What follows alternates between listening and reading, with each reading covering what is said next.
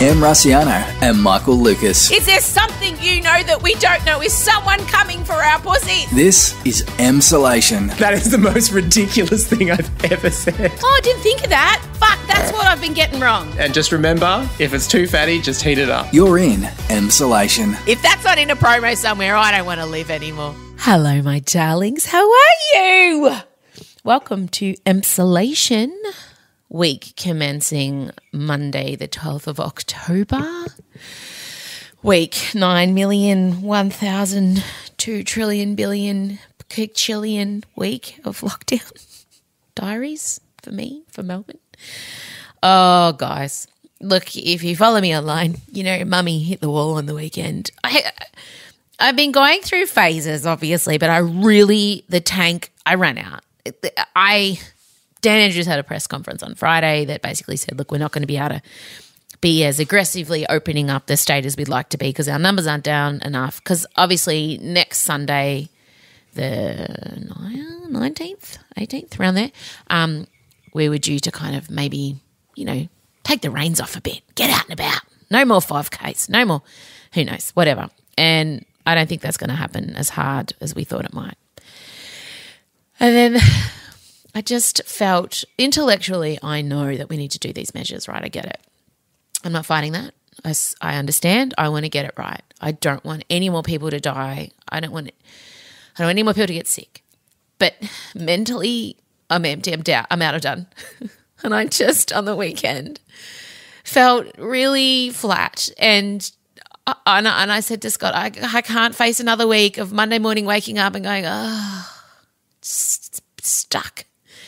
But I'm not stuck. I'm safe, aren't I? Oh, my God. Someone said that to me. I thought, I'm going to slap you.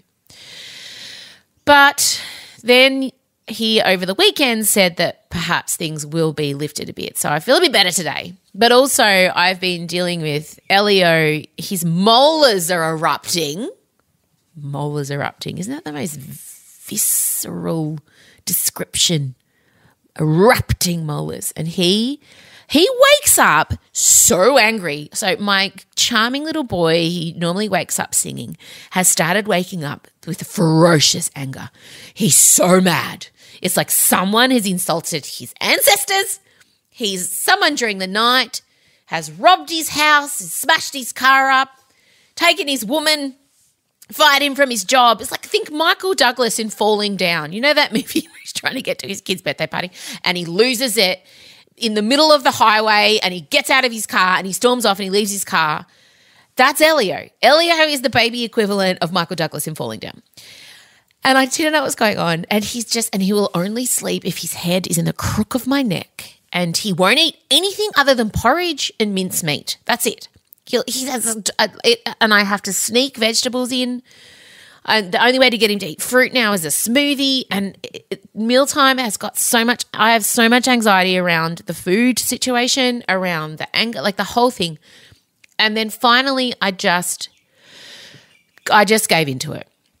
I realized I was doing the thing again and I know better. I know that I need to just roll with stuff, that he'll sort himself out, that two of my big girls are fine. They are toilet trained. They don't just eat one colour of food. They're very well-rounded individuals. They both went through this phase, but not as aggressive as he is. He's very aggressive.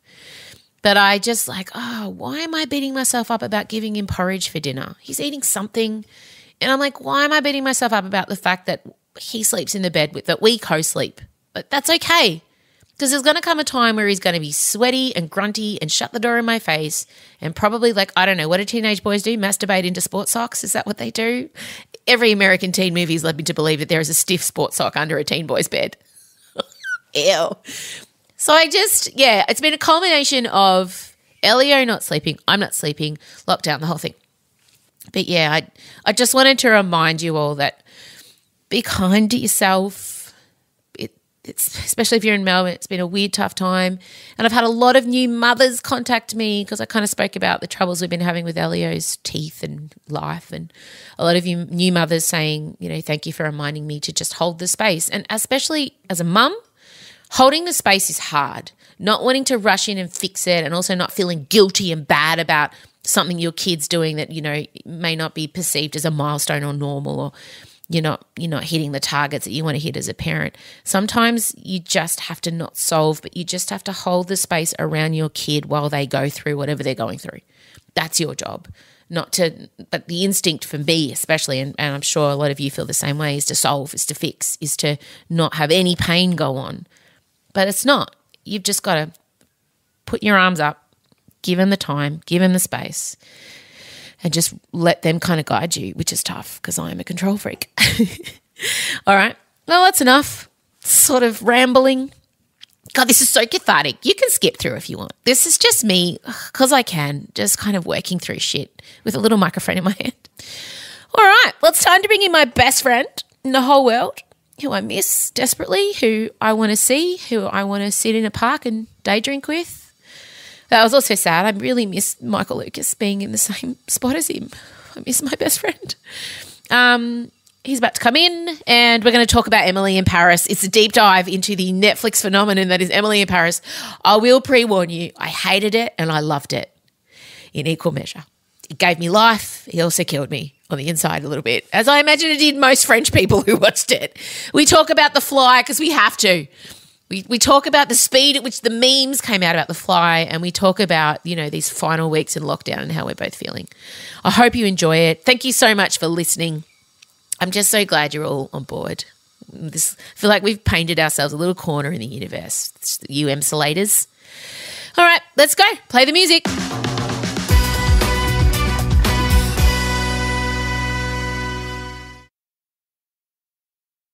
Em Rusciano and Michael Lucas. This is Emsolation. All right, well, we've both had mini psychological breakdowns over the weekend, resulting in one of us having to retreat to Still Magnolias and the other one just really going off the grid. I mean, it would be good to get a reading on the Richter scale of our breakdowns. My money would still be on you. Yeah, but I have to hold it together better than you do because I have people around me. So mine are usually really kind of delicate in the bathroom, sitting on the toilet in the corner so no one hears me. Oh, yeah, okay. Do you know, like I can't walk around the house, like Michael Douglas and falling down. Yeah. just this is unfair. So, look, we have a lot to talk about. We haven't spoken we haven't spoken on the podcast since the VP debate. God, 20 years ago, yeah. 20 years ago, Kamala v. Pence. But as I was watching live with my daughter, who I'm so proud has taken such an interest in this election, I've decided she's earned the right to watch West Wing with me. So she's reached the hallowed status. Correct, it can now be bestowed upon her. Yeah, I put my arm on her and I said, do you know what? I think you've earned the right to watch West Wing with me, season 1, ep 1, top to bottom. You finish your uni stuff. You got 3 weeks to go. That'll be your prize. She's like, oh, thanks. West Wing's a bit of an odd watch at the moment as well because it's such a dignified White House. No, it really is. But for me, when obviously everyone knows by now, when The Fly landed on Pence's head, I turned to my daughter and said, oh, well, that's it. It's over. It doesn't matter what they say now. It's all about The Fly. People were frantically tweeting our show. We were getting messages, The Fly, The Fly. And within, I reckon, a minute, the first meme landed. Don't you reckon? Oh, and how many Twitter accounts did The Fly have? Instantly. And then Tony, our producer, sent us an article last night of The Fly Halloween costumes have sold out nationwide in America. People have really got on board with The Fly. And there's also been racial issues around The Fly. Don't worry, The Fly's already had its controversies because people have said The Fly was Mike Pence's only black friend, and then black people were like, are you saying that we are flies? Are you comparing us to flies? And very rightly we're offended, and then everyone's like, ugh. So The Fly's already, but I just couldn't believe how fast it was over with The Fly. I was sick of The Fly memes an hour after it happened. Yeah, Saturday Night Live last night did their whole gag about The Fly was they had Jim Carrey as Joe Biden, and he used the teleporting machine used by Jeff Goldblum in The Fly to teleport himself to the debate and ended up as The Fly. And it was so elaborate, and it already did feel dated. It felt like, oh my God, with The Fly. We're still on The Fly. It's terrifying how fast things move now. How fast, like if you're a creative now, the race is on. As soon as something like that happens, a massive incident that hits the zeitgeist right in the balls, straight away, like they must feel panic. There must be meme panic. There must be, what can I do? Okay, I'm going to be the Fly's publicist. I'm going to be the Fly's mum. There's all these different angles. Unless you get out hard and early and strong, you've got no chance when it comes to these meme Olympics or something like that. I would say, though, that even though the Fly was the most attention-grabby thing and it went hard and strong and has already burnt out, I do think that Kamala's facial expressions will stand the test of time. Agreed. I think that we'll be doing memes of them for many years to come. Oh, yeah, they'll be in our phones soon. Like the Pelosi clap, the slow clap in the white jacket. Kamala's mansplaining bitch please face every time Pence spoke or interrupted her. Mr. Vice President, I'm speaking. I'm speaking. Like a fine wine. It was vintage meme stuff. Well done, Kamala. She's even won the meme game. Yeah. It was such, we won't dwell on it too much because it is old news, but for me watching it, I just felt a sense of, this is good. I felt like mum and dad had taken it. Like Pence is just awful, but it was still at least, you could watch it and feel like, isn't this sad? It was a proper debate. Yeah. It's a proper debate. Oh, yeah. And a lot of it was appropriately boring the way the way I miss politics being. Oh, yeah, I picked my phone up about 20 times. During the other one, I couldn't look away. It was a slow car crash. But there's a few times I was talking about the debt and stuff, and I picked up my phone to check out the Fly memes that were already out. But, yeah, no, I'm glad. And the second debate's been cancelled, as I predicted. So. Oh, magical unicorn doing a trot of victory. There's a piece of Trump news today that, and we'll end our Trump chat here because we've got so much coming up in the next few weeks. We just want to, build. But as though we haven't already hit so many peaks and explosions. Anyway, yeah, we've literally incredible. done 40-minute live Insta stories discussing. But no, let's build. Yeah, people love that, and we can do another one this week, I'm sure, on Friday. Now, you're going to love this. I'm so excited to be breaking this news story to you, although I'm sure you'll have read it. So, President Trump. Apparently, as he was had an idea for a stunt as he was leaving the hospital. So he was on a bunch of calls and he's like, guys, I've got an idea. He wanted to walk out of the hospital like kind of hunched over and limping and looking really frail. This is exactly what he wanted. Yeah. And then he wanted to stand up suddenly in front of the press, rip off his shirt and underneath be wearing a Superman outfit. Oh, God. I have to say, you know what my initial gut reaction to that? I'm annoyed at the advisors that said don't do it. Me too! That would have been iconic. And it would have buried him. Imagine the memes. The Fly would have not have stood a chance. Fly v. Trump in Superman outfit? Forget it. No one would have even noticed the Fly. I think I'm so annoyed. Apparently, Trump spoke about it on multiple phone calls. Can you imagine being the advisor on the end of that phone call? So you're there, you're like, hi, President Trump. He's like, I've got an idea. And you're like going, oh, yeah. And then how do you remain composed? How do you go, okay, yeah, that's a thing.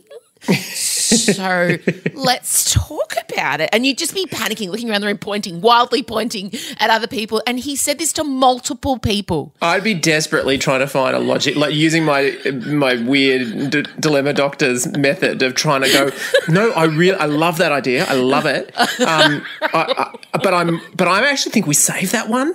We save that one we do it for election night. That's when we really, it'll haunt you. But if you do it now, but save it for election night, the full pull out. And imagine him in the Lycra, like, was he thinking of donning like stripper style suit where everything was Velcro and it just ripped off? Or was he going to do the whole button rip? And then what would it did be the one Superman... of the padded ones as well, the fake muscle ones? Because we wouldn't want a real tight outline of Donnie's torso. No, I just wonder about his torso in the Lycra. Yeah. I'm really sad this didn't come to fruition. I'm genuinely sad because I think this would have been a galvanizing moment for everyone. Like, I just feel like we would have all come together and gone, he really is batshit crazy. Yeah. Like, it's just, The thin line between the US presidency and terrible Las Vegas wrestling had completely dissolved. Well, I'm glad I was the person that brought that information to you. That's exciting. It's going to take some reflection time for me to let that fully sink in. I just will never stop thinking about the person who had to take the idea in first. For me, they're the true American hero. I really want that person to do a sit-down tell-all with Barbara Walters at some point. It's coming. Every single person that has anything to do with Donald Trump at one point, and they often get to do Australia. Anthony Scaramucci, who was lasted about 2 weeks about 3 years ago, he's still roaming around doing pop-ups on Australian television. Correct. Someone out there will do a tell-all about that. Oh, they all will. The second they're kind of unleashed from their NDAs, I'll tell you, there's just going to be a parade of ex-Trump employees. So if he does lose big, there will be a whole industry in people saying, I was a witness to the disaster, because they'll be completely they won't have to suck up to him anymore, and it'll go for years. It's crazy. Speaking of crazy, I was in such a bad state, I consumed a show called Emily in Paris in 2 days.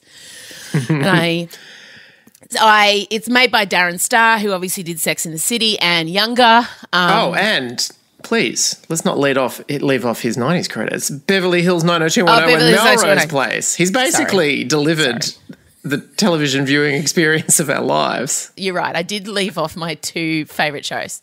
I used to love. My mum made me stop watching Beverly Hills 90210 because she said it gave me a bad attitude. West Beverly isn't like other schools. Kids here are richer. Some of their parents are celebs. So it's definitely not your normal high school. I used to have to try and sneak watch it, and I used to try and figure out how I could record it on a VHS without her hearing the whirring of the VHS. But so much of my life was dedicated. Did you prefer Dylan or Brandon? No, see, I was just too far in some sort of closet at that point. I wasn't really tuning into it on that level. So were you like thinking, am I Kelly or Brenda? Like, were you like doing that? No. You know who you were? I knew I was Donna. Who you were? No, you were Andrea Zuckerman. I 100% was, spiritually. Because she was 40 when she was making that show. Yeah, she was 40. She was playing a 16-year-old at 40. You were definitely did she end up in real life being a lesbian, Gabrielle Carteris? I don't know. I'm not aware. I'm not aware of her sexuality. She might have. I just remember always hating Ian Ziering, who played that. Oh, yeah. At Melrose Place, I used to go to the saloon bar in Toorak in Melbourne on a Tuesday night. Yeah. And with sawdust on the floor. And we would go there and we'd have Madeira Illusion Shakers and we would watch Melrose Place. And it was just the greatest night. Every Tuesday night was so fun. Oh, my God. Anyway, Emily in Paris is so far from those two shows. Emily Cooper. Bonjour. Bonjour. I got a feeling I'm in trouble when I look at you.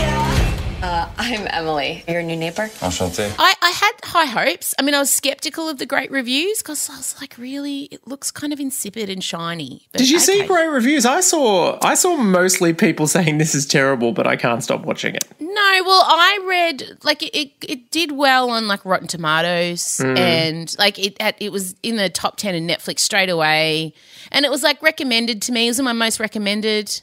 So I'm like, and Marcello really wanted to watch it because, you know, that's kind of pitched right at her. So he sat down to watch it, and I just don't even know.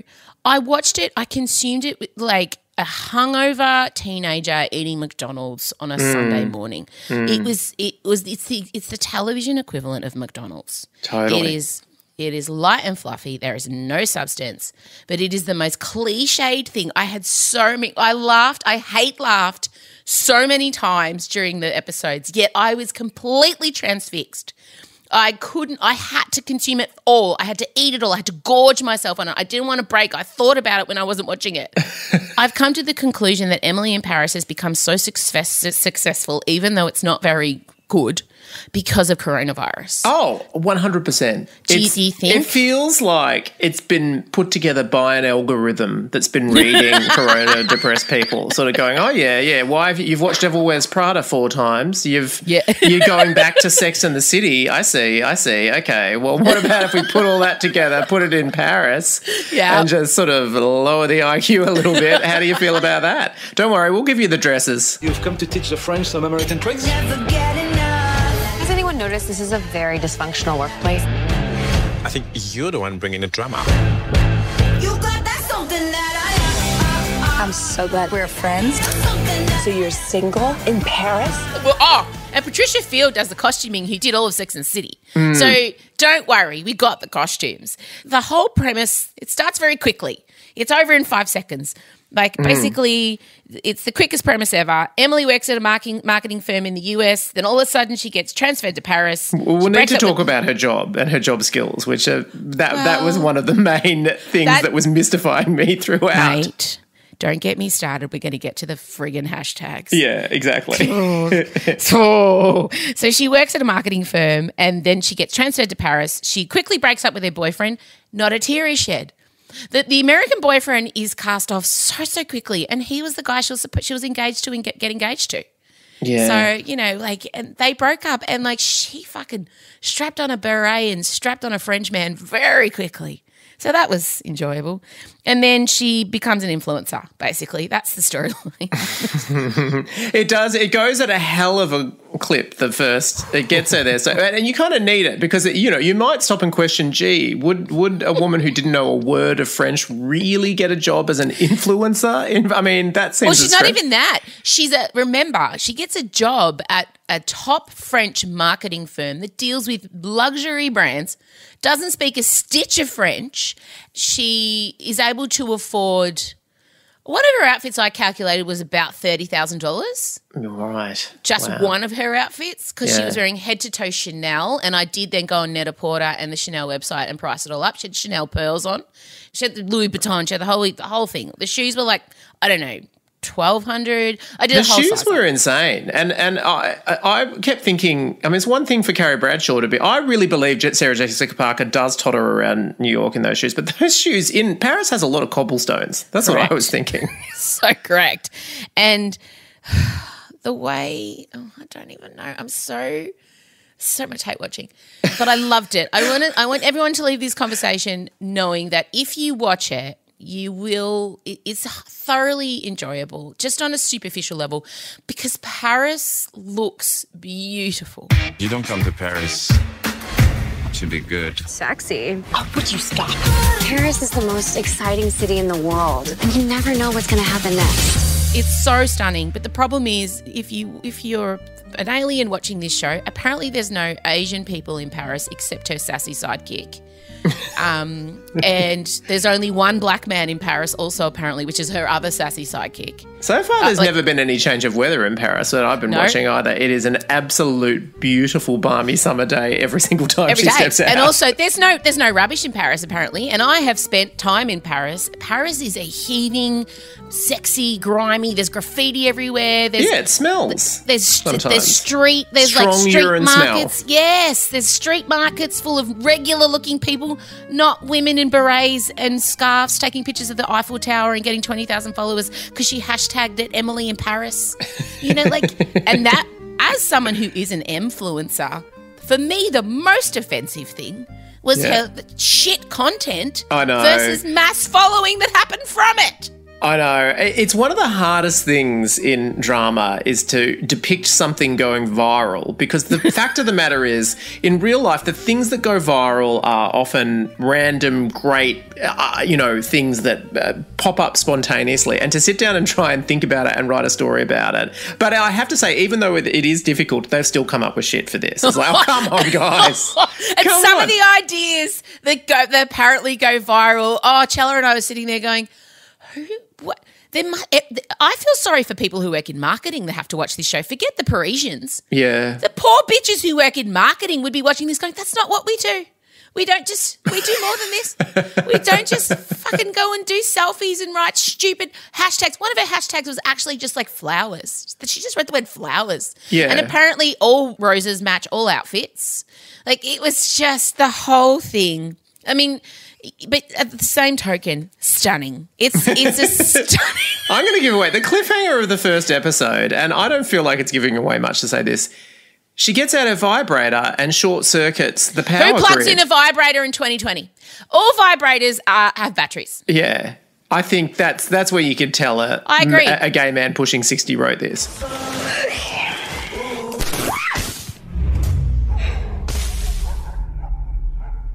Oh my God. She short-circuited the whole building because she plugged in her vibrator into the wall.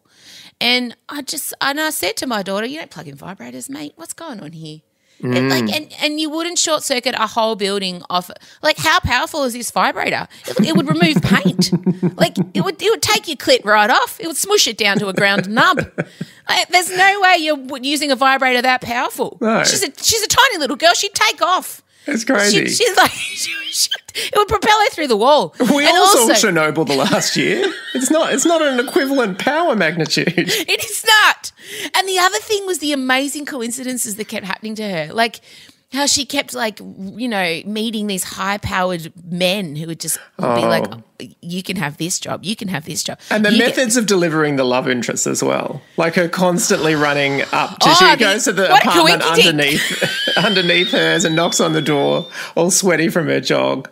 And there's some incredibly handsome French men. Yeah, Gabrielle. And she just keeps running into Gabrielle. And then she runs into Camille, a girl named Camille, who just, oh my God, what a small world. She becomes friends with Camille. And then it turns out Camille is Gabrielle's girlfriend, who she's got a massive crush on, and they just all keep running into each other. It is wild, the coincidences. And Marcella's sitting there and I said, don't you believe any of this? Don't you believe that this can happen? This is like every horny teenage girl's dream, to move to a foreign country, land on your feet, get an amazing job, and then move above a ridiculously hot French chef, and keep running into him, and then keep moving up in the world, and your job, and then you become an influencer. That is a fucking wet dream of most teenage girls. Most, not all. And I just said to her, don't you believe any of this? This is not what happens in real life. And she's like, yes, it is. This is what's going to happen to me. I said, no, it's not. You'll go over there, you'll be working in a shitty pub, picking up dirty glasses and having sleazy men come on to you. 100%. And the other thing is, if you don't speak French when you're in France, they will not give you a fucking, they don't care.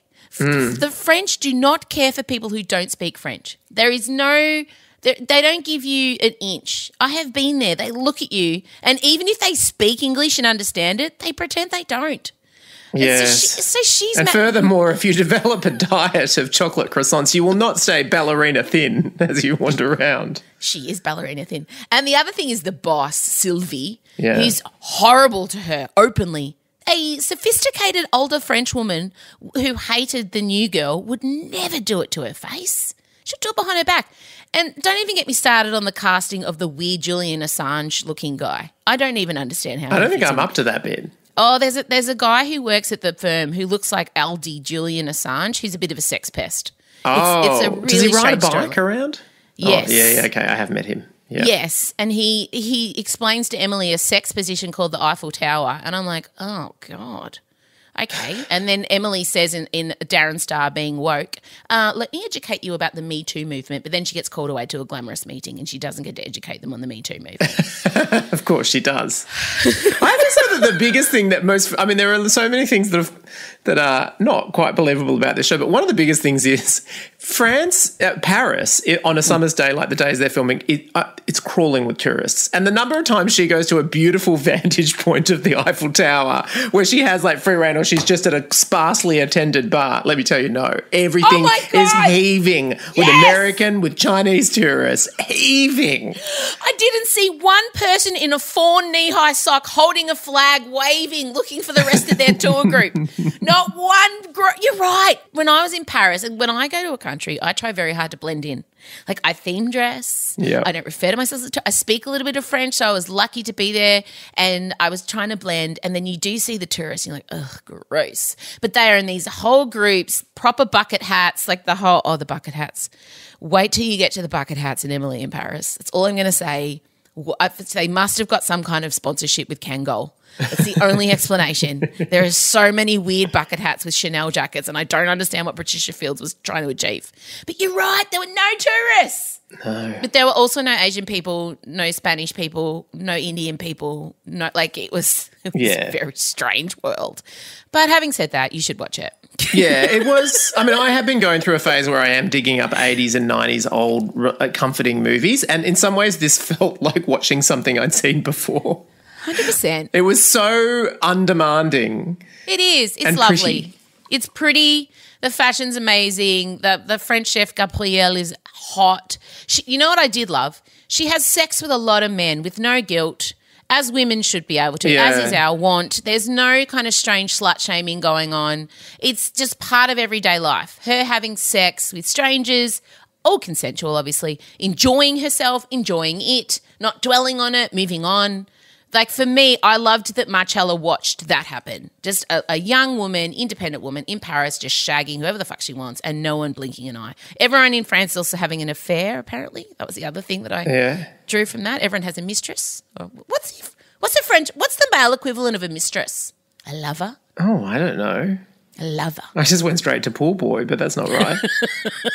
Anyway, having said all that, obviously I have a very complicated relationship with Emily in Paris. You should definitely watch it. It's also proved that, I mean, as much as we're in the peak TV era and everyone's trying to make TV better, smarter, grander, everything like that, it's like we've lost the band of just mindless shows. Like we used to have, before peak TV, back when it was just network TV, there would always be mindless sitcoms and things like that could be your comfort food.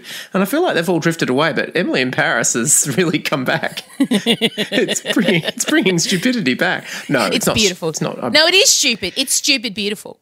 And honestly, it's obviously what we all want right now. It is so comforting, and there's no one's wearing a mask, no one's wearing gloves, no one's coughing, no one's sick. Everyone's just it's perfect for right now. And I understand why people are flocking to it. And you guys should too. But just wait for the vibrator scene. And imagine me shouting at my nearly 19-year-old daughter, "Vibrators don't plug in." Now, before you go, we did talk about the top psychological breakdowns. I hit the end of it on the weekend. I felt like all of Melbourne did. You could really palpably feel it on the Saturday. What did you observe? So it happened after the presser on Friday. Is that for me when Dan said we're not going to be able to do what everyone wants, next Sunday, we haven't been able to reach the numbers, For me, it was like I couldn't take any more. Is that what your catalyst was? I felt, it was building pressure all last week because we all knew we had to hit this average, and then it was some days it was looking like we might, other days it wasn't, and then by the end of the week it was very, very clear that we weren't going to hit it. And then on top of that, there was this bit where we had our one day when Sydney was more numbers than us. But then Sydney instantly went down to like 3 and we stayed stubbornly up at like 12. And so, you felt all this apprehension about, oh my God, they're going to push the date again. They're going to push the date again. They're going to push the date again. And in actual fact, that's not quite what they said, but it's what it felt like. Mm-hmm. And then on top of it, it was just a cascade. It also happened that on that Saturday. I mean, clearly, congratulations, Sydney. It was obviously a lovely weekend because all of you fucking had to go to the gallery or go to some sort of open sea swimming, have your first swim of the season, or just go to a birthday party. Oh, there were so many of my Sydney friends were at the beach. Like, I had to get off social media. Yeah, I had to actually just get off my phone. I had a close friend who had a baby shower, a friend who I missed her pregnancy altogether, and so I made a virtual appearance, and I just got to be sort of trotted around a beautiful sunny Sydney yard where no one was wearing a mask and everyone was making a barbecue. And the combination of all of those things was what drove me to gin and Steel Magnolias. Oh, you did. You were sending, and everyone would have thought I was the one watching Steel Magnolias. You were watching on Saturday night, but further depressing me by revealing we're the same age as Sally Field was when she shot it. Oh no, that's terrifying, isn't it? We're Malin. We're not Shelby. No, we're Malin. Exactly. But the other thing is, here's my theory, right? Because I did put on Instagram, I'm done. And Catherine Andrews does follow me. And maybe Dan's wife, Catherine Andrews, saw my post and she's like, I think Em's the barometer for a lot of people. And maybe she said to Dan over their late night read on Saturday night, babe, I think tomorrow at the presser you need to give them some hope. Because on Sunday morning, He gave us some hope, didn't he? He did. Although the only thing that he absolutely did, and he pretty much confirmed, the 5K rule and you'd be able to like visit your family and everything like that, which was a great relief. But I actually think that he was always saying they would lift some restrictions. It was just all the newspaper headlines after the first one said Melbourne will be kept in lockdown. Melbourne's hopes crushed is how they. But maybe that's nice. I mean, it would be pretty remarkable if he's ignored every front page of a Murdoch paper. He's ignored communal letters written by 87 doctors who have got together to talk about the psychological toll. But one late night post by M. Rossiano. I think so. Finally shifted state government emergency policy. I think so. My ego knows no bounds, guys. Don't worry about that. I think that's what it is. I think Kath saw it and she's like, oh, shit. Okay, Dan, we need to have a chat. I do think it is true that there comes a certain point, and albeit that it might be smarter to keep us like this for just a bit longer in the hopes that it might be eradicated or whatever, there comes a certain point that I think it's almost impossible to keep people. Mate. I'm telling you, if next Sunday he doesn't get rid of the 5K and allow us to see more people outdoors, it's just going to happen anyway. I feel like people are going to be like, what are you going to do, mass arrest people? I think there's going to be a revolt. I think there's going to be civil war in Melbourne if that doesn't happen. I honestly do. The temperature, it's simmering and it's about to boil over. I can sense it. You sense it out on the streets, don't you? You sense totally. the cray. Cray, dripping with cray. Yeah, absolutely. And the undercurrent of FOMO of all the other states starting to go into their summer, once we're in October, where like the rest of the country starts to get looking very summery. They pull out their rosé and they go to the beach and tell you what, it stings. It stings. Let's hope. All right, good. Let's chat later in the week. Yes, we will. Okay. Go, Thanks, stay strong. Bye. This is Emsolation. All right, that's it. That's all we have time for. Thank you so much for giving us your ears. We'll be doing another Dilemma Doctors this week. If you've got a problem you'd like us to solve, you can email hello@mraciano.com and, let us have a go at it. Have a great few days until we speak again. It's a beautiful sunshiny day here. I'm up looking at the sun. It's nice upstairs my house is clean. I did like a anxiety clean of my house. I don't know. For some reason, it just makes me feel better if things are ordered. My brain feels less chaotic if my shoes are all like in color-coded alphabetical order. So I did that. So the house is clean is one thing I don't have to do. But yeah, have a great day, whatever you're doing. And I'll chat to you later in the week, kitties. Bye.